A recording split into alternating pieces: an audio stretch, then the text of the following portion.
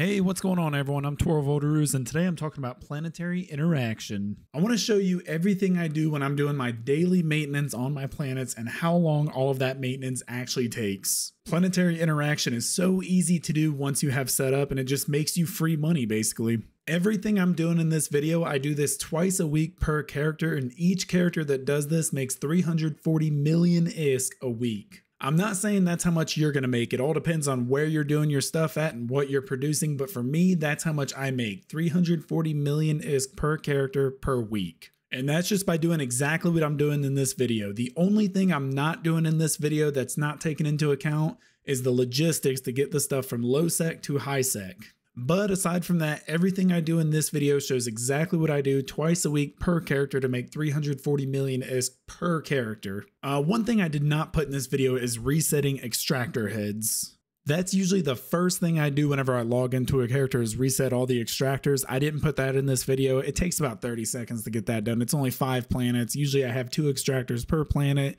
So just reset those, 30 seconds, easy, done. One thing I would highly recommend doing to make your life much easier and make extraction less risky, do all of your planetary interaction in the same system. As you can see here, I had to pick up from 2 planets in one system and hop over to my main system. I'm actually in the process of fixing that now. I want all of my planets in one system, that way I don't have to worry about jumping through gates. Planetary interaction is pretty risk-free, but if you have to jump through a gate, that's your greatest chance of getting destroyed. So if you can avoid it, just put all of your stuff in the same system. This part is probably the most time-consuming part of the entire operation. As you can see, my setup is 5 extraction planets and 1 production planet. Going around and picking up everything from the extraction planets probably takes the longest out of everything. One thing that can save you a lot of time is actually skipping the pickup. Sometimes if I don't have enough time to actually go through and pick everything up, I'll just undock and move everything to the customs office and leave it there. This way I can just free up storage on the planet, move it to the customs office, and I can just pick it up from the customs office whenever I have time. This method really only works if you have a setup like mine where you have a big T1 buffer to feed your production planet.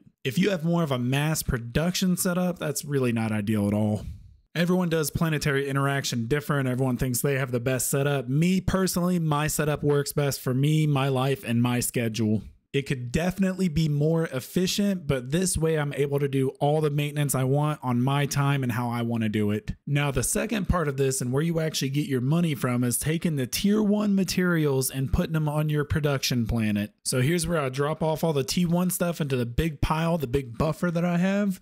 And then I take the stacks I need to transport it to the actual production planet. Make sure you do all this kind of stuff while you're docked. You do not want to be in space any longer than you have to be. For my setup, as you can see, I need 4 stacks of 4 different tier 1 materials, 12,000 units of each material. Before you undock, go ahead and make sure you have enough ISK in your wallet to actually cover all the transfers. I find myself having to go through my corp wallet and pull out extra money all the time while I'm in space, and it just adds a few extra seconds to where someone could catch me. So easy thing to do, check for that real quick. One less thing to keep you in space any longer than you need to be. Now, when you're undocking and warping to where you're actually doing the transfer, go ahead and start moving stuff over. Do not wait till you get there. Go to that customs office, access it, start dragging your materials to the customs office from the planet. That way, when you get there, you can go ahead and get a move on. The key here is speed. That way you do not get caught. Though if you do get caught, it's not the worst thing to happen. If someone does end up attacking you and you can't get away, make sure all the materials are in the customs office. That way you're only losing your epithal. The ship is really cheap and easy to replace. Don't worry about losing that. Do not lose your planetary interaction materials. And that's really it. Once you've got all your stuff safely in your ship, head back to station, drop it off, and that is all your maintenance for the day done. On top of doing this once or twice a week, you just have to do the logistical work to get your end material to an actual market, but that is it. This operation can be as big or as small as you want it to be.